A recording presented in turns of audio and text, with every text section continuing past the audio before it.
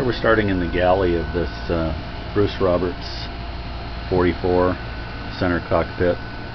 There's a very large salon, high headroom, must be about 6'4". Coming forward, you've got the head to the left here on the port side, and you've got a nice size forward cabin lined with teak.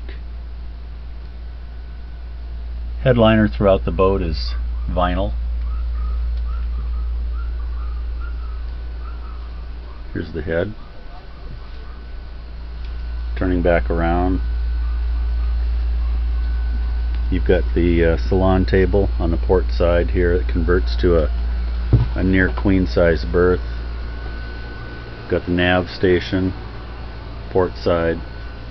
As you're heading aft through the passageway to the aft cabin, you've got a nice size aft cabin here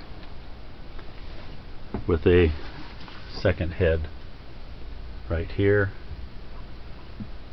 Nice size hatch above, very well lit. And then coming back forward, of course, you've got your engine room here in the center. It's a teak and holly laminate on the floors, sort of a teak plywood interior.